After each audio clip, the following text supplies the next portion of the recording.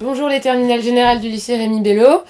Alors aujourd'hui, on va étudier un texte de Spinoza qui est extrait d'un ouvrage qui s'appelle L'Éthique, qui a été rédigé en 1675. Donc, je vous ai déjà donné un lien vers une émission de radio, France Culture, à propos de Spinoza et le bonheur selon Spinoza. Donc pour ceux qui ne l'ont pas écouté, je vous conseille de l'écouter, ça fait 50 minutes. Vous pouvez passer les passages qui vous intéressent moins, mais enfin ça vous fera quand même une bonne introduction à la philosophie de Spinoza. Voilà, donc on est toujours sur le bonheur. Nous sommes dans le grand 2, les conceptions modernes du bonheur. Donc on a vu Arthur Schopenhauer, et maintenant on jette un œil du côté de Spinoza. Je vous ai déjà expliqué pourquoi on a sauté des conceptions antiques du bonheur jusqu'aux conceptions modernes, sans passer par cette période intermédiaire qu'on appelle souvent le Moyen-Âge, d'accord ? Et vous avez très justement deviné vous-même qu'on avait sauté toute cette période parce que le Moyen-Âge est une période marquée par la religion. La religion est omniprésente. Or, la quête du bonheur est une quête qu'on pourrait qualifier d'individualiste et qui est donc difficilement compatible avec l'omniprésence de la religion. Je ne reviens pas sur les détails, on en a déjà beaucoup parlé en cours. C'est pour ça que les philosophes n'ont pas énormément écrit, travaillé, réfléchi sur cette notion de bonheur. Voilà, donc nous voilà dans les conceptions modernes, c'est le grand 2, et on regarde le texte de Spinoza. Donc qu'est-ce qu'on fait quand on se trouve comme ça face à un texte ? Comme je vous ai déjà expliqué, vous lisez le texte, vous commencez par lire le texte au moins 2 fois, voire 3 ou 4 fois. Ne pensez pas que vous allez perdre du temps en faisant ça, vous allez au contraire gagner du temps sur la suite. Et tant que vous n'avez pas l'impression d'avoir compris le texte, ce n'est pas la peine d'appliquer la suite de la méthodologie de l'explication de texte. Ce n'est pas la peine d'essayer de chercher l'idée principale, de dégager les grandes étapes du raisonnement, si vous sentez que vous n'avez pas compris. D'accord ? Si vous n'avez pas compris, vous relisez et vous essayez de comprendre, phrase par phrase, mot par mot. Et c'est ce qu'on va faire tout de suite avec ce texte. Toute chose s'efforce, autant qu'il est en son pouvoir, de persévérer dans son être. Ok, donc vous voyez cette phrase, vous prenez le premier groupe de mots qui fait sens, d'accord, qui est toute chose. Qu'est-ce que c'est toute chose ? A priori, ce sont toutes les choses. Ce sont l'ensemble des entités qui composent l'univers. En tout cas, pour l'instant, c'est ce qu'on peut croire, ok ? Donc toute chose, toutes les choses s'efforcent. Alors là, le mot s'efforcer, il doit retenir votre attention, d'accord ? Vous ne devez pas le parcourir avec vos yeux de manière machinale, vous devez vraiment vous demander qu'est-ce que ça veut dire. Donc que veut dire s'efforcer ? Eh bien, vous partez du langage courant, d'accord ? Quand vous dites je m'efforce de faire la vaisselle le plus souvent possible, eh bien ça veut dire que vous fournissez un effort, que vous essayez, d'accord ? Vous pouvez trouver des synonymes, s'efforcer.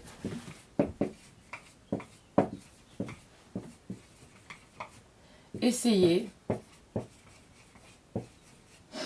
tenter,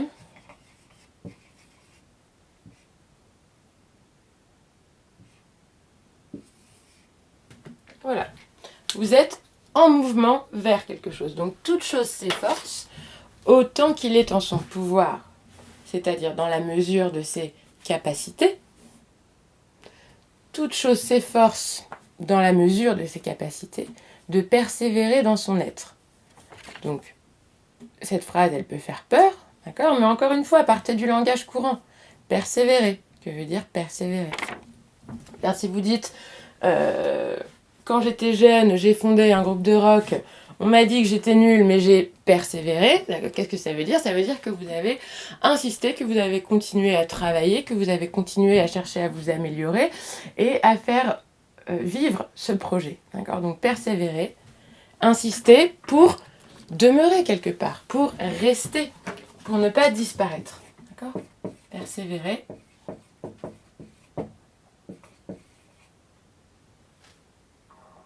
Ça veut dire continuer à fournir des efforts pour maintenir quelque chose en vie. Donc à partir de là, maintenant que vous avez éclairci ce que veut dire s'efforcer, ce que veut dire persévérer, il vous reste le mot être, son être. Qu'est-ce que c'est mon être, votre être? Eh bien, ça peut vouloir dire plusieurs choses. Mais ce que vous savez là, c'est que le sujet de cette phrase, c'est toute chose. D'accord? Donc certains m'ont dit en cours, persévérer dans son être, ça veut dire être fidèle à soi-même, agir selon sa personnalité. Alors, est-ce que toute chose peut avoir une personnalité? Est-ce que ce scotch a à proprement parler une personnalité? Au sens où on décrit nos camarades, les humains que nous côtoyons comme ayant une personnalité. Non. Par contre, il a un être. D'accord? Il est là. Il a un être dans le sens où il existe. D'accord? Donc, persévérer dans son être, en d'autres termes, ça veut dire continuer d'exister. Toute chose s'efforce de persévérer dans son être. D'accord? Toutes les choses sont dans un mouvement continu pour demeurer, pour continuer d'exister, c'est-à-dire pour survivre. Et là, on comprend que quand Spinoza dit toute chose, en réalité, il fait référence à l'ensemble des créatures vivantes, à l'ensemble des êtres vivants. D'accord? Là, on peut exclure la matière inerte de la pensée de Spinoza à ce moment-là. D'accord? Toute chose s'efforce de persévérer dans son être, et bien l'ensemble des êtres vivants est dans un mouvement continu vers sa survie. Voilà, et là vous avez reformulé, quand vous avez dit ça, vous avez reformulé la phrase et vous montrez au correcteur que vous avez compris. D'accord? Vous n'avez pas tourné autour du pot en répétant les mots de l'auteur. Vous avez élucidé la phrase de l'auteur. Donc ça, je vous le note, c'est la grande idée numéro 1.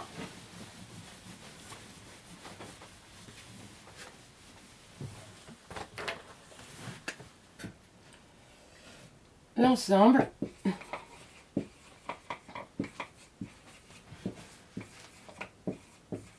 des êtres vivants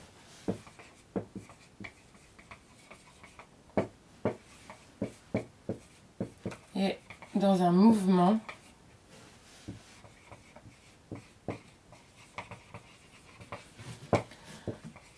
continu.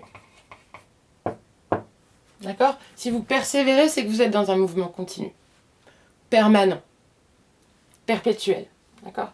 Continu vers sa survie.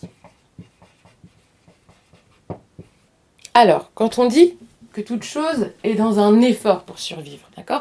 On comprend bien ce que ça veut dire, et on comprend bien que quand on parle d'effort, il ne s'agit pas nécessairement d'un effort spectaculaire, d'accord? Qui vous met en sueur, etc. Là, quand je fais ça, je fais un effort qui ne me coûte pas énormément d'énergie, si vous voulez, mais c'est un effort. Si je reste ainsi, immobile, eh bien, je suis tout de même en train de fournir un effort. Mon cœur est en train de battre, le sang est en train de couler dans mes veines et dans mes artères, je suis en train de respirer, d'accord? Tout ça, ce sont des efforts, alors inconscients, mais ce sont des efforts naturels et spontanés vers la survie. Et absolument tous les êtres vivants fournissent ce type d'effort, c'est-à-dire que tous les êtres vivants, c'est d'ailleurs ce qui définit le vivant, hein, respirent, naissent, meurent, grandissent, croissent, d'accord, on peut dire, à la place de grandir, grandissent, se nourrissent, se reproduisent.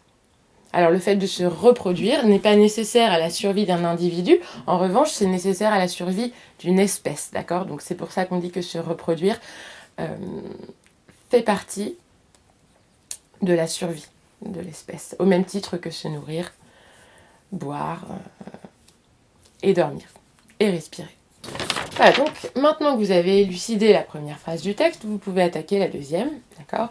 Donc l'effort par lequel toute chose s'efforce de persévérer dans son être n'est rien d'autre que l'essence actuelle de cette chose. Ok. L'effort par lequel toute chose s'efforce de persévérer dans son être. Donc là, Spinoza est en train de reprendre ce qu'il disait dans la première phrase, d'accord? Il parle du même effort. quand il dit au début toute chose s'efforce, d'accord, eh bien c'est ce même effort vers la survie dont il est question dans la deuxième phrase. Donc cet effort, ce mouvement pour la survie qui est fourni par l'ensemble des êtres vivants, eh bien cet effort n'est rien d'autre que l'essence actuelle de cette chose. Alors qu'est-ce que l'essence d'une chose? On l'a déjà vu. L'essence d'une chose, c'est la nature d'une chose.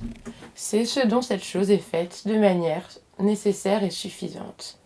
C'est ce qui définit une chose en propre. Ce qui est inhérent à cette chose, autrement dit, d'accord? Je ne m'épanche pas trop là-dessus parce qu'on l'a déjà bien vu en cours, d'accord? La notion de la nature d'une chose, rappelez-vous la chaise, la nature de la chaise, ok? Donc l'effort par lequel toute chose s'efforce de survivre fait partie de l'essence de cette chose. Autrement dit, il est dans notre nature, il est dans la nature des êtres vivants de fournir des efforts inconscients ou conscients pour survivre. Vous pourrez m'objecter que certains êtres vivants, certains animaux,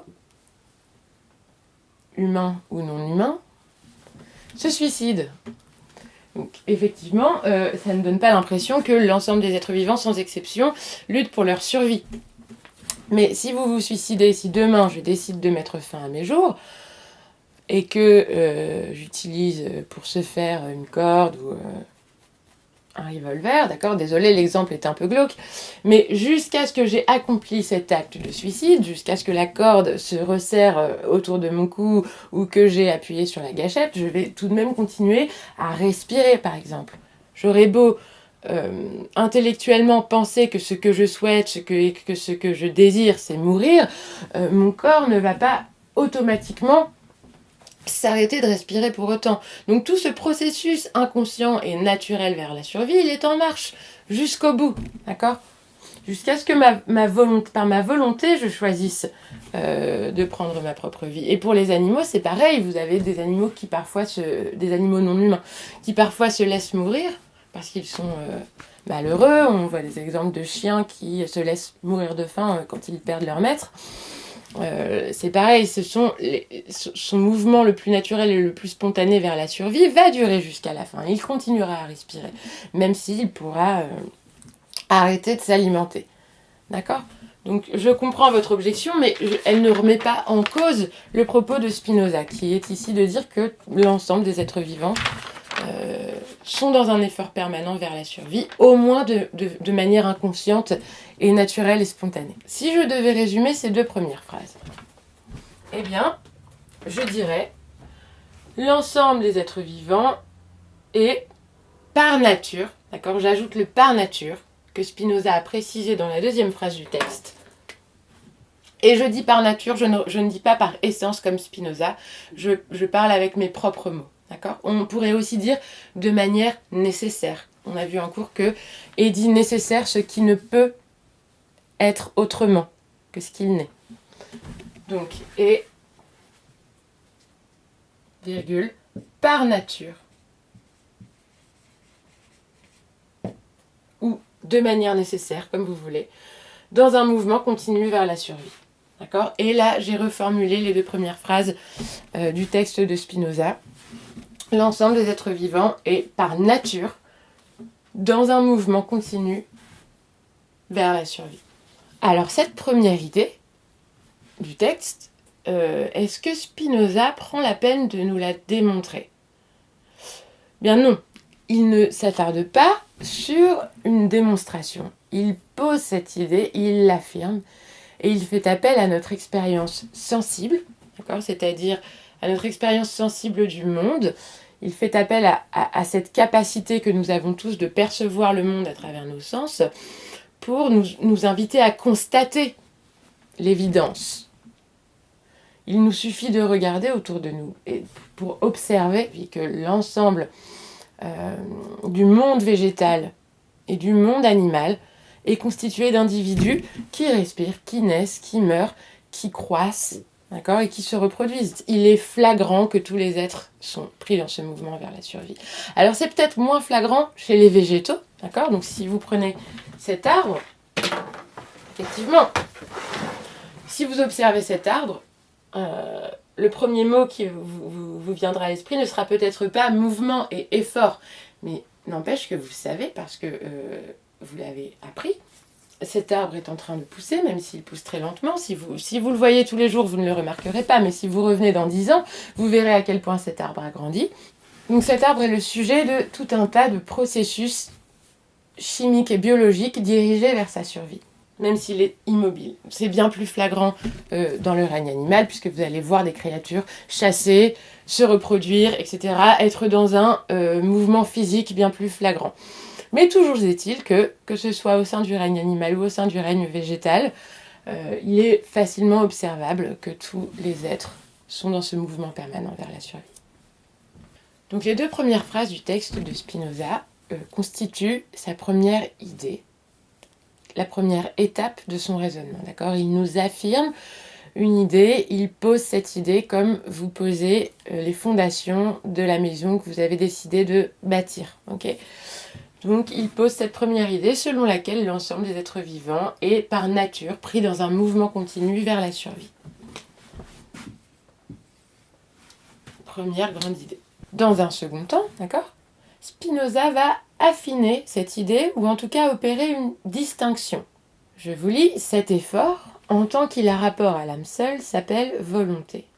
Mais lorsqu'il a rapport en même temps à l'âme et au corps, il se nomme appétit. Qu'est-ce que ça veut dire ? Ça veut dire que ce mouvement vers la survie, en tant qu'il a rapport à l'âme seule. Donc pour comprendre cette phrase, vous devez comprendre ce que Spinoza entend par âme. Et vous avez vu que dans la phrase suivante, il oppose cette âme à quoi ? Au corps. Donc à ce stade, vous devez vous dire, très bien, quand on me parle d'âme, qu'est-ce que ça m'évoque ? Eh bien, l'âme, ça m'évoque quelque chose d'immatériel, quelque chose qui s'oppose au corps, et quelque chose qui demeure par-delà le corps, en tout cas dans la conception religieuse du terme. Donc qu'est-ce que ça pourrait être l'âme ? Eh bien, en fait, tout simplement, ici, Spinoza fait référence à l'esprit. Okay ? Ce qui n'est pas le corps. Donc l'esprit, les capacités mentales, psychiques, voire intellectuelles. L'âme. On est en 1675, d'accord ? Donc vous comprenez bien la différence de vocabulaire que vous pouvez avoir par rapport aux philosophes contemporains. Cet effort, en tant qu'il a rapport à l'âme seule, s'appelle volonté. Donc ce mouvement vers la survie, quand il ne concerne en fait que l'esprit, il s'appelle la volonté. Qu'est-ce qu'un mouvement vers la survie qui ne concernerait que l'esprit ? Eh bien, vous constatez que nous, les humains, nous avons mis en place des mécanismes indirects pour assurer notre survie, comme par exemple la division du travail qui caractérise nos sociétés, où finalement on se partage les tâches, on se divise les tâches et on se rétribue grâce à des échanges monétaires à travers l'argent. Nous gagnons de l'argent et avec cet argent, nous pouvons nous procurer, acheter de quoi manger, d'accord ? Donc nous nous alimentons, nous répondons à ce besoin naturel qui est de se nourrir et de s'alimenter à travers tout un système qui est issu de notre raison, qui a été pensé, qui a été calculé, qui est le fruit d'une opération rationnelle, d'accord ? Donc Spinoza nous dit, quand cet effort vers la survie est issu finalement d'une opération rationnelle, il s'appelle la volonté. Et là, je vous propose, puisque Spinoza établit des distinctions, de faire un schéma. Et quand vous vous retrouvez face à une explication de texte, je vous invite à faire la même chose. Si vous voyez que l'auteur est en train d'opérer des divisions, des distinctions, emparez-vous de votre stylo et faites un schéma au brouillon. Ça vous aidera à comprendre. Comme nous avons déjà étudié en cours les distinctions entre pulsion, désir et volonté, je vous propose de replacer le propos de Spinoza à l'intérieur de ces distinctions pour que vous fassiez le lien entre les deux. Donc Spinoza nous explique, en tout cas nous propose d'appeler volonté l'effort vers la survie qui a rapport à l'esprit seul. Okay ? Donc, esprit, on va placer ici le corps et tout ce qui a trait au corps.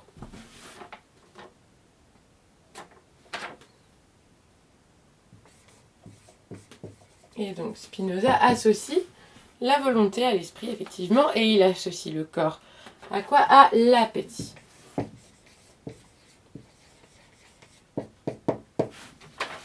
quel est le point commun entre l'appétit et la volonté? Eh bien, ce sont tous les deux des mouvements, des tendances vers un objet. Quand je dis objet, je ne parle pas d'un objet matériel, d'accord? Je parle de n'importe quelle entité, d'accord? Un mouvement, une tendance. Un mouvement du corps vers un objet. Un mouvement inconscient. On va l'appeler une pulsion. On l'a vu ensemble. La pulsion caractérisant à la fois les animaux non humains et les humains.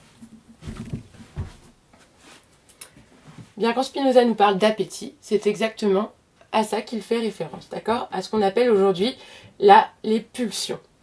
Spinoza appelle ça l'appétit.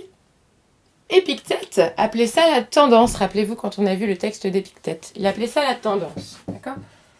Tout ça, c'est pareil. Et j'aimerais ajouter un autre terme que vous connaissez tous, qui est l'instinct. D'accord? Tout ça, c'est du même ordre.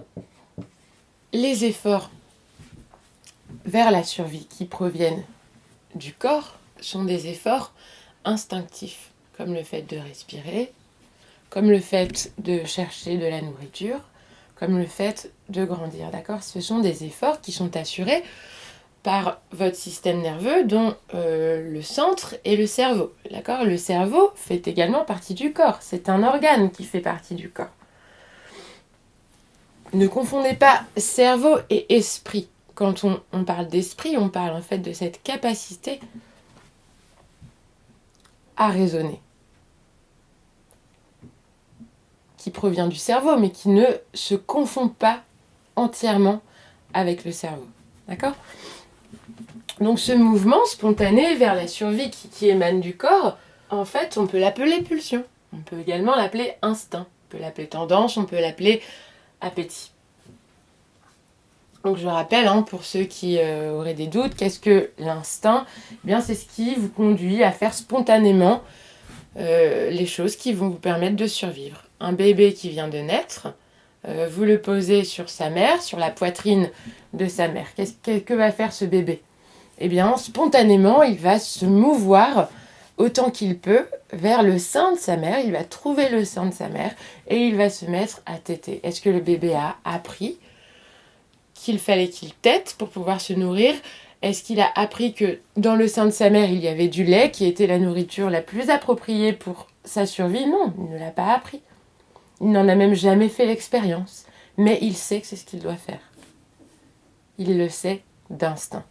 L'instinct relève donc de la pulsion. C'est un mouvement spontané, inconscient, qui provient du corps. Mais cette pulsion, nous avons la capacité d'en prendre conscience. Et traditionnellement, on dit que l'homme, les êtres humains, ont cette capacité en propre de se rendre compte de leur propre pulsion. Je vous donne un exemple. Je suis très fatiguée, d'accord? Je ressens donc cette pulsion qui va me pousser à dormir. Sauf qu'en tant qu'être humain, spécifiquement, eh bien, je vais commencer à m'imaginer l'endroit idéal pour dormir, l'endroit qui me procurerait le plus de confort possible. Je vais m'imaginer mon lit, ma couverture bien douillette, et je vais commencer à concevoir non plus la pulsion, mais le désir d'aller me coucher dans mon lit. Parce que je me suis rendu compte que j'étais fatiguée. J'ai cette capacité de me formuler à moi-même que je suis fatiguée et que j'ai besoin d'aller dormir et qu'il me plairait d'aller dormir dans un endroit confortable. J'ai donc fait appel à ma capacité d'imagination pour concevoir mon désir. J'ai fait appel à cette capacité de me projeter dans le futur et d'imaginer la satisfaction future que me procurerait le fait de répondre à ma pulsion. Cette capacité d'imagination, eh bien, c'est cette capacité, cette faculté, autrement dit, de me représenter ce qui n'est pas, de me représenter ce qui n'existe pas. Et traditionnellement, en philo, on a tendance à dire que cette capacité est le propre de l'homme.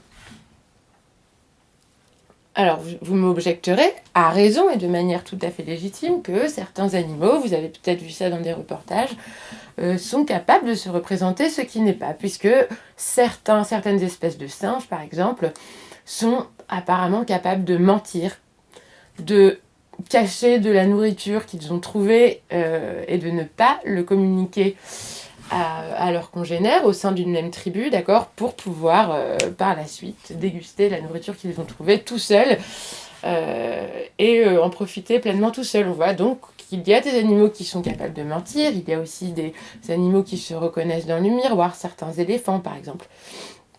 Donc effectivement, vous avez raison de m'objecter ça. Il y en a souvent parmi vous qui me parlent aussi de leurs animaux domestiques, en m'expliquant qu'ils ont l'impression que leurs animaux n'ont pas seulement des pulsions, mais également des désirs. Bon, eh bien qu'est-ce que ça veut dire tout ça? Ça veut dire que peut-être nous devons voir les choses comme un spectre, d'accord? Qu'il n'y a pas de frontière hermétique entre l'homme et l'animal. Bon, l'homme est un animal, hein, donc il n'y a pas de frontière hermétique entre les animaux non humains et les humains, d'accord? C'est plutôt un spectre sur lequel nous sommes tous en évolution, et ce qu'on peut constater, en tout cas au sein de ce spectre, c'est que plus vous allez avoir cette faculté de vous représenter ce qui n'est pas, et plus vous allez pouvoir concevoir non plus seulement des pulsions, mais des désirs, d'accord? Et grâce à cette imagination, couplée aussi à la faculté de mémoire, par exemple, d'accord? Vous allez même pouvoir concevoir non seulement des désirs, mais faire des calculs, faire des opérations rationnelles. Vous allez pouvoir réfléchir et vous allez pouvoir faire des déductions et exercer votre volonté et faire des choix supposés libres, d'accord? C'est un spectre. Donc maintenant, on va pouvoir remplir la case du milieu de notre tableau. Qu'est-ce qu'il y a entre les pulsions, d'accord, donc la capacité à ressentir, d'accord, à savoir d'instinct comment aller vers notre survie, et la volonté, la capacité à réfléchir? Eh bien, il y a cette notion de désir. Alors, le désir est-il à associer au corps ou à l'esprit? Eh bien, je dirais les deux, puisque le désir naît d'une pulsion qui, elle, vient du corps, d'accord, dont le cerveau est le système nerveux central. Mais le désir met en jeu nos capacités d'imagination et de nous projeter dans le futur. Et ces capacités, elles sont plutôt rattachées à l'esprit plutôt qu'au corps, d'accord? Donc, en fait, c'est entre les deux. Le désir met en jeu à la fois le corps et l'esprit.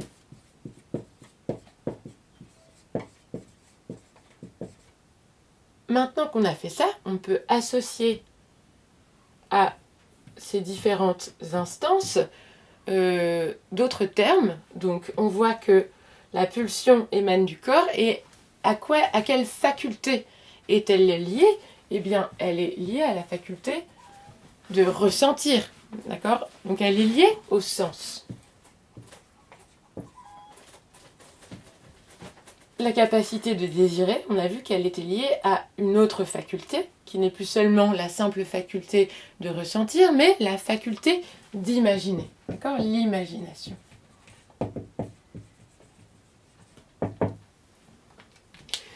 Et la volonté, à quelle faculté est-ce qu'elle est liée? À quelle capacité? Eh bien, à la faculté qu'on appelle la raison. On l'a vu que Spinoza, dans un premier temps, nous a posé l'idée que toutes choses, que l'ensemble des êtres vivants sont pris dans un mouvement continu vers la survie. Dans un second temps, et c'est la deuxième étape du raisonnement de Spinoza, Spinoza nous propose une distinction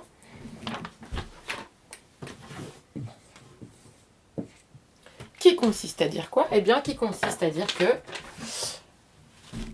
cet effort vers la survie, quand c'est un effort rationnel, opéré par la raison, on va l'appeler volonté. En revanche, cet effort vers la survie, ce mouvement, cette tendance spontanée, d'accord, lorsqu'elle est à l'état de pulsion, Spinoza nous propose de la nommer l'appétit. Exemple concret, l'animal non humain qui chasse, d'accord, il est en train de fournir un effort vers sa survie qui est de l'ordre de la pulsion. Il répond à cette pulsion de faim, il y répond avec son instinct, il a faim, il sait ce qu'il a à faire, d'accord, il va poursuivre une antilope, il va la chasser, il va très certainement l'attraper et la manger, d'accord, il est en train de fournir un effort en direction de sa survie que Spinoza résume sous le terme de appétit, d'accord. À côté de ça, un être humain, par exemple, qui décide avec ses congénères humains au sein d'une société de se répartir les tâches, d'accord, avec certaines personnes qui se spécialisent dans des tâches et d'échanger le produit de ce travail parce qu'ils ont établi ensemble que c'était le moyen le plus efficace d'assurer la survie de chacun, parce que les humains font ça. Ils sont également dans un effort vers la survie, tout comme le lion. Sauf que cet effort, il ne relève plus de l'instinct, il relève d'un processus intellectuel, d'un calcul, d'accord ? Voilà pourquoi Spinoza décide de l'appeler volonté. On peut donc résumer la deuxième grande idée de l'auteur ainsi, et encore une fois, chers élèves, vous reformulez avec vos mots à vous, vous évitez de réutiliser le mot de l'auteur, ok ? Vous pouvez dire que dans un deuxième temps,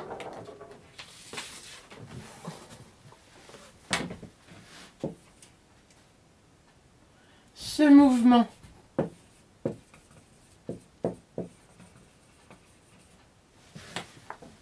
nécessaire et continu vers la survie se nomme volonté. Je vous le mets en rouge, je vous mets les grandes notions en rouge souvent, avec le V majuscule de Spinoza. Bon, là, je réutilise le mot de l'auteur, mais évidemment, puisque j'ai besoin de le citer, d'accord ?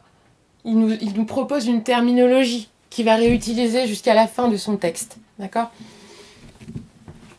Donc on le suit, mais par contre, le reste, on reformule, ok ? Ce mouvement nécessaire et continu vers la survie se nomme volonté lorsqu'il est le résultat d'un processus intellectuel, d'accord, d'un calcul, d'un raisonnement.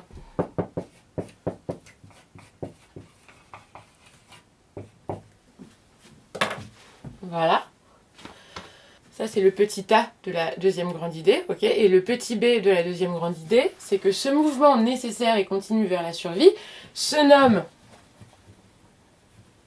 appétit.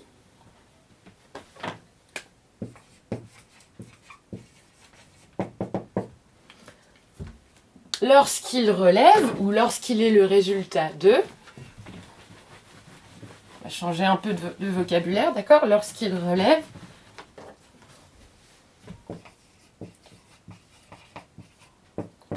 de l'instinct. Et voilà. C'est clair pour tout le monde, j'espère que c'est le cas. Si ça n'est pas clair, vous m'envoyez des messages sur Pronote ou vous m'écrivez ça en commentaire. Ou d'accord ? Faites comme vous voulez, mais vous me le dites et je réexplique autrement. Donc si je reprends le texte depuis le début, d'accord ? On a une première idée qui est la suivante. L'ensemble des êtres vivants est pris dans un mouvement nécessaire et continue vers la survie. Ok, première idée. Deuxième idée, ce mouvement vers la survie peut être soit instinctif, c'est le cas pour les végétaux et pour les animaux non humains, soit calculé. Et là, c'est spécifique aux êtres humains. Bon, jusque-là, ça va.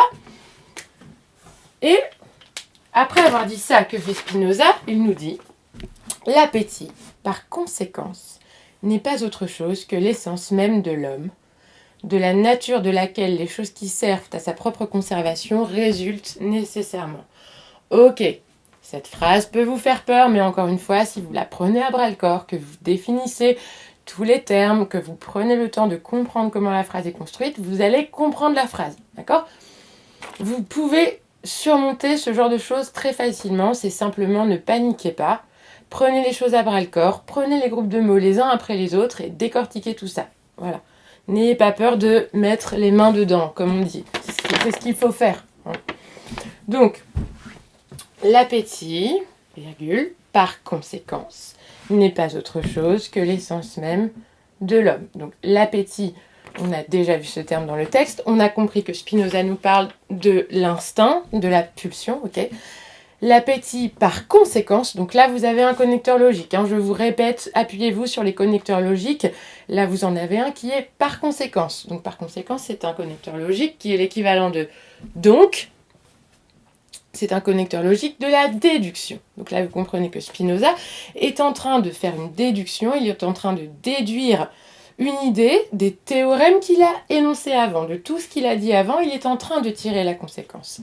Donc ça devrait vous mettre la puce à l'oreille et vous dire qu'on est en train de passer dans une nouvelle étape du raisonnement, dans l'étape de la déduction. La première étape, c'était une affirmation.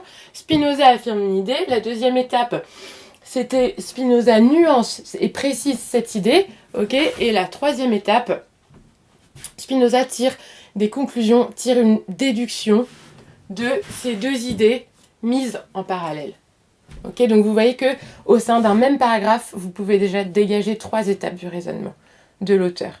Ne pensez pas qu'il y a forcément une idée par paragraphe. D'accord ? Les paragraphes vous guident dans les grandes lignes, ils vous aident à distinguer les grandes idées du texte. Mais au sein d'un même paragraphe, d'accord, vous pouvez avoir une grande idée qui se subdivise en 3 idées, en 3 étapes. D'accord ? Vous avez un raisonnement qui lui-même se subdivise en 3 étapes et vous devez vous appuyer sur les connecteurs logiques pour déduire ces étapes.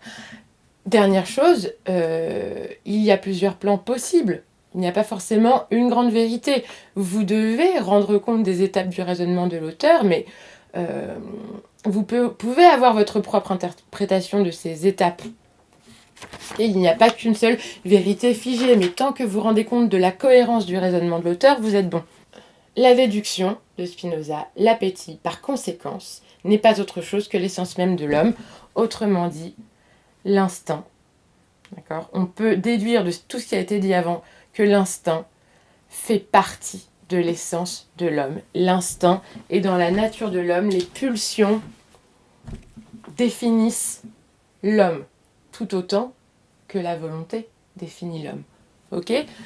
Donc on reprend le raisonnement. Tous les êtres vivants, absolument tous sans exception, sont pris dans un mouvement continu vers la survie. Alors certes, ce mouvement vers la survie, chez l'homme, relève parfois de la volonté. Mais il relève également de l'instinct. Chez l'homme, en tant que quoi ? Eh bien, en tant que l'homme est un animal. L'homme étant un animal, et l'homme étant pris dans l'ensemble des êtres vivants, l'homme faisant partie du vivant, l'homme faisant partie de l'ensemble des créatures vivantes, alors l'homme est un être d'instinct, tout autant qu'il est un être de raison et de volonté. Vous comprenez le raisonnement ? Si je simplifie au maximum, d'accord ?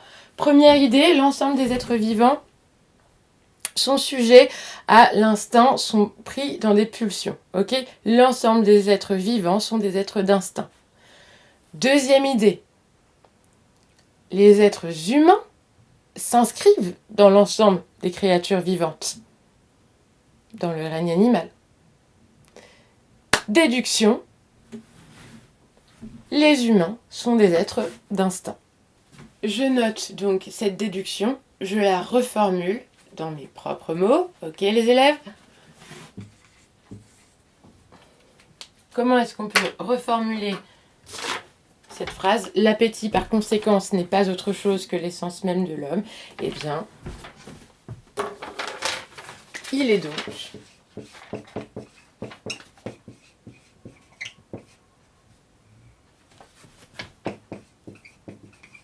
dans la nature de l'homme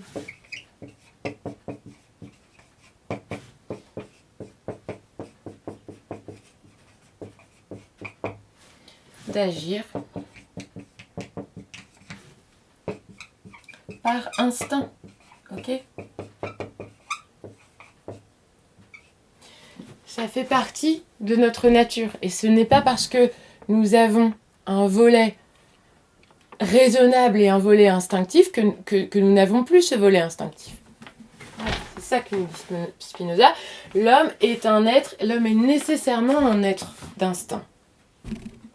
Il est un être d'instinct de manière nécessaire, pas de manière suffisante. C'est-à-dire que si je définis l'homme simplement en disant qu'il est un être d'instinct, d'accord, ma définition est incomplète. Je n'ai pas déroulé l'ensemble de l'essence de l'homme, d'accord.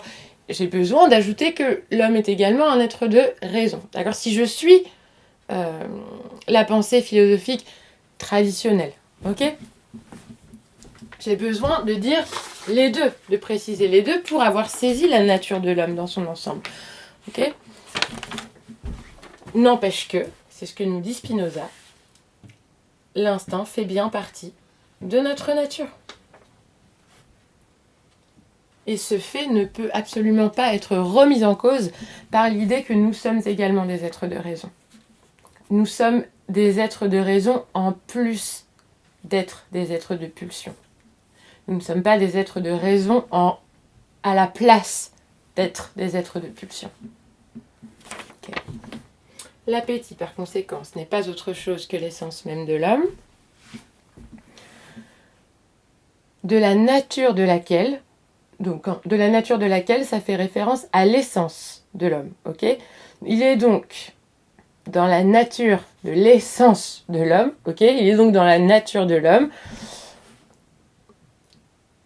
de servir sa propre conservation, ok ?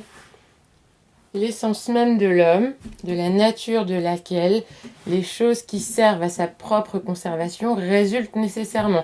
C'est-à-dire que les choses qui servent à notre propre conservation, autrement dit à notre survie, conservation, préservation de son être, tout ça c'est la même chose, c'est demeurer, c'est-à-dire survivre. Donc les choses qui servent à notre survie résultent nécessairement de notre nature, de notre essence. Les choses qui servent à notre survie sont le résultat de notre essence, font partie de nous. D'accord ? C'est inscrit dans notre identité. Tout ce qui va vers notre survie est inscrit dans notre identité naturelle. Et par conséquent, nouvelle déduction de la déduction. En fait, Spinoza est en train de dérouler toutes les conséquences de ce qu'il a énoncé auparavant. D'accord ? Il est en train de déployer son idée. Et par conséquent, ces mêmes choses, l'homme est déterminé à les accomplir. Okay ? Puisqu'il est dans notre nature d'aller vers notre survie, d'écouter, entre guillemets, notre instinct pour répondre à nos pulsions, qui sont là pour nous conduire vers la survie, eh bien, nous sommes déterminés à les accomplir. Nous n'avons pas besoin d'y réfléchir plus que ça. Voilà. Il est donc dans la nature de l'homme d'agir par instinct. Voici la conclusion du premier paragraphe. Ok ? Tous les êtres vivants sont dans un mouvement vers la survie. Ce mouvement peut, certes, être un mouvement rationnel en ce qui concerne l'espèce humaine, mais il est également instinctif, y compris au sein de cette même espèce humaine. D'accord ? Déduction, il est donc dans la nature de l'homme d'agir par instinct. Ça fait partie de notre essence. Ce n'est pas quelque chose d'accidentel, ce n'est pas quelque chose d'accessoire, c'est quelque chose de tout à fait naturel. Nous venons d'expliquer, d'accord, en reformulant, puis en donnant des exemples, le premier paragraphe de ce texte de Spinoza. On va maintenant passer au second paragraphe, qui commence par un magnifique connecteur logique. En outre, donc on en est à la 4e étape du raisonnement, ok. En outre, qu'est-ce que ça veut dire en outre? En outre, ça veut dire de plus, ok. Donc là, on comprend que Spinoza va ajouter une idée à l'idée qu'il vient déjà de nous énoncer avant, d'accord? Il va nous ajouter une idée. Ce n'est pas le mais de la contradiction, ce n'est pas le donc de la déduction, c'est le en outre. De plus. De plus quoi? De plus, entre l'appétit et le désir, il n'existe aucune différence, sauf que le désir s'applique la plupart du temps aux hommes lorsqu'ils ont conscience de leur appétit. Ok, donc en plus, entre l'instinct, d'accord, et le désir, entre la pulsion et le désir, il n'existe aucune différence, sauf que le désir s'applique la plupart du temps aux hommes lorsqu'ils ont conscience de leur appétit. Pourquoi est-ce qu'il n'existe aucune différence a priori entre la pulsion et le désir? Eh bien parce que les deux proviennent du corps, c'est ce que je disais tout à l'heure en faisant le tableau, ok? Les deux proviennent du corps. Les deux proviennent de la pulsion, les deux se jouent dans notre inconscient. Sauf que, d'accord, la plupart du temps, le désir s'applique aux hommes lorsqu'ils ont conscience de leur appétit. Quand nous conscientisons nos pulsions, quand nous prenons conscience de nos pulsions, que nous pouvons nous les formuler à nous-mêmes, alors nous pouvons imaginer la satisfaction de ces pulsions. Et c'est alors que l'instinct se change en désir, avec cette prise en compte de l'imagination qui est passée par là, d'accord, de la conscience. L'imagination étant une faculté qui nous est permise par la conscience. Peu importe les détails de ça pour le moment, on y reviendra plus tard, mais vous avez compris l'idée, ok? Entre la pulsion et le désir, il n'y a aucune différence, sauf que l'idée de désir va s'appliquer spécifiquement aux êtres humains. Le désir, c'est une pulsion dont on a pris conscience. Et comme on ne prête la conscience qu'aux êtres humains, en philosophie traditionnelle, d'accord, il est logique qu'on ne prête la faculté de désirer qu'aux êtres humains. Puisque pour désirer, il faut être conscient, il faut avoir la faculté d'imagination. D'accord ? Donc logiquement, si on postule que pour désirer, il faut avoir une conscience, et qu'on postule à la fois que seul l'être humain est doué de conscience, alors seul l'être humain peut désirer. D'accord ? Après, on peut discuter le fait que l'être humain soit le seul être doué de conscience ou pas. D'accord ? Bien sûr qu'on peut discuter cette idée et qu'on peut faire des objections à Spinoza, d'accord ? Mais avant de discuter cette idée, on va déjà tenter de la comprendre. Donc en outre, entre l'appétit et le désir, il n'existe aucune différence, sauf que le désir s'applique la plupart du temps aux hommes lorsqu'ils ont conscience de leur appétit. Et par suite, le désir peut être ainsi défini. Donc Spinoza tire une définition du désir, de ce qu'il vient de dire, de la distinction qu'il vient de faire entre pulsion et désir. Il en tire une définition du désir, qui est la suivante. Le désir est un appétit dont on a conscience. Bon, bah ça, je viens de l'expliquer, d'accord ? On appelle désir, en fait, une pulsion dont on a pris conscience. Alors, pourquoi il dit ça à ce moment-là de son argumentation, Spinoza ? En fait, il est en train d'anticiper une critique qu'on pourrait lui adresser, d'accord ? Puisque Spinoza vient de dire « l'instinct est également le propre de l'homme », on pourrait lui objecter « mais non, mais Spinoza, ce que tu appelles instinct, en fait, c'est le désir, donc tu te trompes. Tu nous dis que l'instinct est le propre de l'homme, mais en fait, quand tu dis instinct, tu veux parler du désir, et c'est le désir qui est le propre de l'homme. Donc, non, l'homme n'est décidément pas un animal, les animaux ont des instincts, les hommes ont des désirs. » Mais Spinoza anticipe cette critique et il dit « mais non, nous avons bien des instincts. » Parce que ce qu'on appelle désir, ce n'est rien d'autre qu'un instinct dont on a pris conscience. Donc nous sommes à la fois l'objet d'instinct, de désir et de volonté. Mais le désir n'est pas la version humaine de l'instinct. Le désir est autre chose que l'instinct. C'est un instinct dont on a pris conscience. Nous avons donc bien des instincts. Ok ? Quatrième idée. En outre, d'accord ?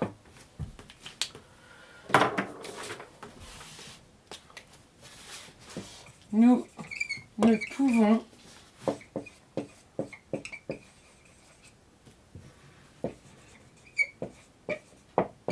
associer désir et instinct.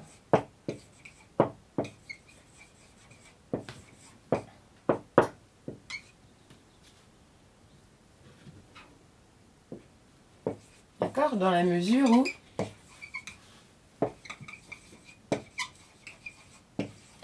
le désir,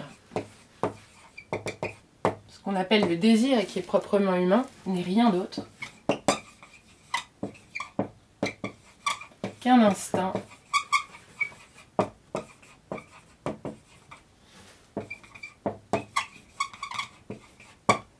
dont on a pris conscience.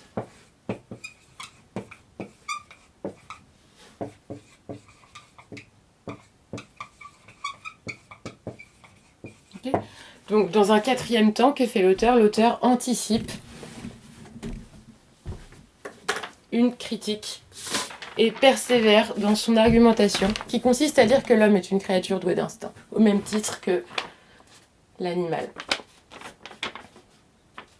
Phrase suivante, qui est encore une fois une déduction, parce qu'on a le donc, d'accord ? Et ça, c'est la dernière phrase du texte, d'accord ? Dernière phrase du texte, avec le connecteur logique donc, vous pouvez être à peu près sûr que c'est l'idée principale du texte qui va être énoncée.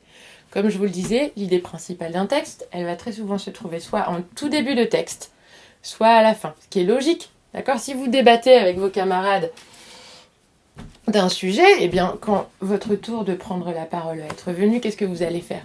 Eh bien, soit vous allez annoncer de but en blanc votre positionnement sur la question, d'accord ? Imaginons que vous ayez un débat, je ne sais pas, sur l'avortement, d'accord ? Soit vous allez dire de but en blanc, eh bien, moi, je suis pour l'avortement, ou bien, eh bien, moi, je suis contre l'avortement. Et ensuite, vous allez expliquer pourquoi, vous allez donner vos arguments. Soit vous allez commencer par vos arguments et vous allez dire, eh bien, moi, je pense que les femmes devraient être libres de choisir d'enfanter ou pas, etc., etc. Vous allez exposer vos arguments et à la fin, vous allez résumer votre argumentation en une phrase qui va contenir votre position sur la question. D'accord ? Ça paraît logique.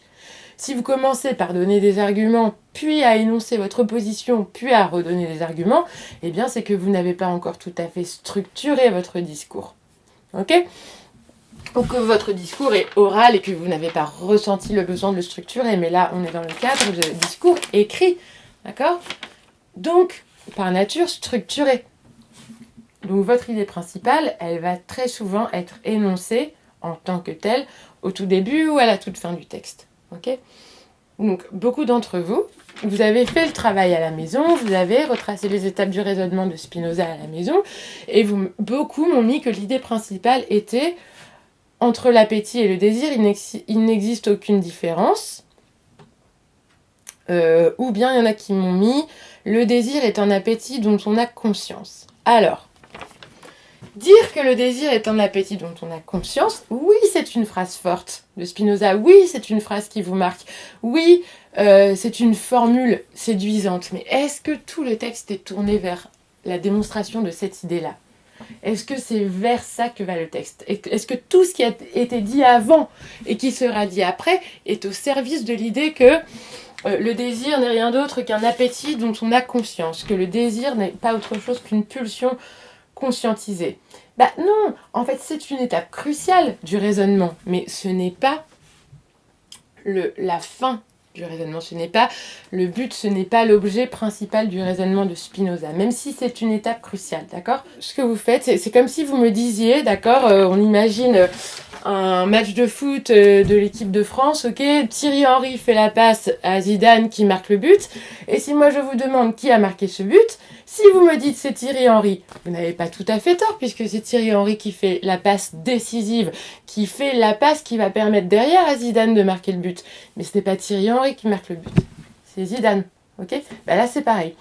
Cette idée que le désir n'est rien d'autre qu'une pulsion dont on a pris conscience, ce n'est pas l'idée principale du texte, même si c'est la passe décisive qui va mener vers l'idée principale du texte. Ok ? Donc faites attention, ne vous jetez pas sur la première formule qui vous paraît forte. Essayez vraiment de comprendre vers quoi le texte est tourné. Ok ? je continue. Il est donc constant, en vertu des théorèmes qui précèdent, que nous ne nous efforçons pas de faire une chose, que nous ne voulons pas une chose, que nous n'avons non plus l'appétit ni le désir de quelque chose, parce que nous jugeons que cette chose est bonne, mais qu'au contraire, nous jugeons qu'une chose est bonne parce que nous nous efforçons vers elle, que nous la voulons, que nous en avons l'appétit et le désir.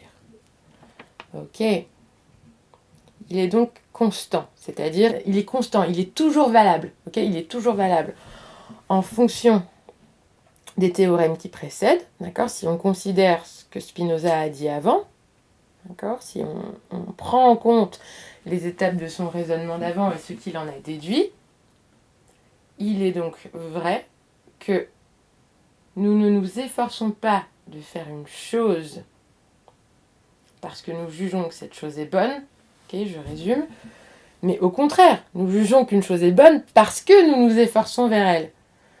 Ok ? Qu'est-ce qu'il nous dit ? Nous ne nous efforçons pas de faire une chose, nous ne voulons pas une chose, nous n'avons pas plus l'appétit ni le désir de quelque chose. C'est-à-dire qu'en fait, tous nos efforts, toutes nos pulsions, tous nos désirs ne naissent pas du fait que nous avons rationnellement déduit que ces choses étaient bonnes pour nous. Non, c'est l'inverse qui se passe. C'est parce que, au contraire, nous sommes naturellement attirés par une chose, parce que nous avons une pulsion vers cette chose, parce que notre instinct nous guide vers cette chose. C'est pour cela que nous jugeons avec la raison que cette chose est bonne. Si vous êtes un lapin et que vous croisez le chemin d'un pissenlit comme celui-ci, d'accord ? Ce qui va le plus probablement advenir, c'est que vous allez être attiré naturellement, spontanément, d'accord ? Et même inconsciemment, sans que vous ayez besoin d'en avoir conscience, votre corps va naturellement se diriger vers ce pissenlit et vous allez le manger et y trouver beaucoup de plaisir. Or, il se trouve que, comme par hasard, le pissenlit est une plante qui contient un certain nombre de nutriments, de vitamines, de minéraux, tout ce que vous voulez, qui s'avèrent être bons pour vous, le lapin. Et comme par hasard, en tant que lapin, vous êtes attiré naturellement vers les choses qui sont bonnes pour vous. Vous n'êtes pas attiré vers les pneus de voiture ou vers le poulet, d'accord ? Parce que ce ne sont pas des aliments qui sont bons pour vous et qui vous permettent de persévérer dans votre être, de survivre, ni même d'être en bonne santé, d'accord ? Donc ce que Spinoza nous explique, c'est que nous sommes naturellement attirés vers ce qui est bon pour nous, sans avoir besoin d'en passer par des raisonnements, sans avoir besoin d'en passer par la raison, par un calcul rationnel. Et il en va de même pour ce petit lapin que pour n'importe quel être humain. En tant qu'être humain, même si je dispose de cette capacité de raisonner, il n'en est pas moins que je suis naturellement attirée vers les choses qui sont bonnes pour moi. La nature est bien faite, d'accord ? Si je devais résumer avec une formule vulgaire du langage courant. La nature a bien fait les choses. Elle nous a dotés d'un instinct qui est un guide naturel vers ce qui est bon pour nous. D'où la conclusion de Spinoza, sa déduction. Ce n'est pas parce que nous jugeons, d'accord ? Ce n'est pas parce que nous déduisons rationnellement au moyen de la réflexion. Ce n'est pas parce que nous jugeons qu'une chose est bonne que nous nous efforçons vers elle, d'accord ? Ou que nous la désirons, ou même que nous la souhaitons, d'accord ? Le souhait qui émane de la volonté. Non, c'est le contraire qui se passe, d'accord ? C'est parce que nous souhaitons naturellement, parce que nous désirons naturellement, que nous avons des pulsions naturelles vers les choses, que nous pouvons en déduire qu'elles sont bonnes pour nous, d'accord ? Ça, c'est sa déduction. Et c'est la 5e étape du raisonnement, dans le plan que je vous propose. Hop. Par conséquent, ok, déduction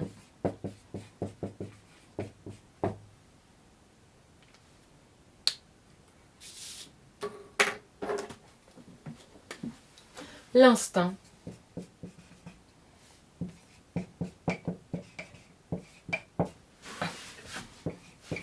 est un guide naturel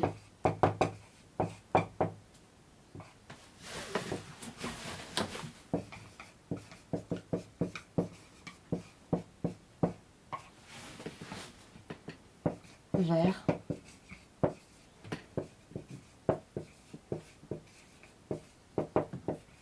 la survie et plus généralement la vie, d'accord? Vers la survie, vers la santé. Et puisqu'il en va ainsi pour la survie, il en va également ainsi de la vie, d'accord?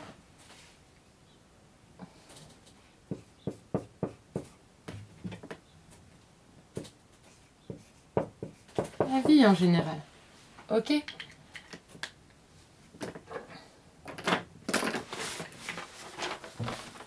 Ça, c'est la déduction finale du texte de Spinoza. Maintenant, qu'est-ce que nous pouvons en tirer comme conclusion? Rappelez-vous que nous sommes dans un chapitre sur le bonheur, d'accord? Jusque-là, nous avons étudié des auteurs qui avaient une vision assez pessimiste, d'accord? Notamment Schopenhauer, qui nous expliquait que nous ne pouvons jamais atteindre le bonheur, puisque nous avons d'un côté des désirs qui dénotent d'une souffrance, d'un manque, et quand nous comblons ce manque, eh bien nous tombons dans l'ennui, dans le vide existentiel. Schopenhauer nous disait donc que la vie était un pendule, il comparait la vie à un pendule qui oscillerait continuellement, perpétuellement, de gauche à droite, entre désir et ennui, autrement dit entre souffrance et souffrance. Bon, ça c'était la vision la plus pessimiste parmi tous les auteurs qu'on a rencontrés, puisque pour Schopenhauer, le bonheur est tout simplement inaccessible, inatteignable, d'accord? On avait vu dans les philosophies antiques avec Épictète, avec Épicure, que le bonheur était atteignable, mais qu'il s'agissait d'être dans un contrôle quasi permanent de ses pulsions et de ses désirs si on souhaitait atteindre le bonheur. Là, pour la première fois, d'accord, depuis le début de ce cours, on a une vision des choses qui est en fait assez révolutionnaire et qui nous dit non seulement que le bonheur est accessible, que le bonheur est atteignable, mais qu'en plus nous avons déjà tous les outils naturels pour l'atteindre et qu'il nous suffirait de suivre nos instincts, d'accord, pour être heureux. Qu'il nous suffit de suivre ce que la nature nous a donné pour aller vers le bonheur. Donc ça, d'accord, c'est la conclusion. C'est ce que vous tirez quand vous tirez les conséquences du texte par rapport à la notion qu'on est en train d'étudier, d'accord? La conséquence de ce texte sur la notion de bonheur. Ok, ça c'est votre conclusion, c'est ce que vous mettez en conclusion de votre explication de texte, d'accord? C'est pas la conclusion du texte, parce que ce n'est pas dit dans le texte. Spinoza ne dit pas à la fin le bonheur est donc atteignable, il suffit de suivre votre instinct, d'accord? Ça c'est vous qui le dites, c'est vous qui le déduisez. Donc vous le faites apparaître en conclusion de l'explication de texte. Vous prenez de la hauteur par rapport au texte et vous en tirez des conséquences. Ok, et dans cette même conclusion, d'accord, c'est là que vous faites des parallèles avec les autres auteurs qui se sont exprimés sur le même thème. Ok ?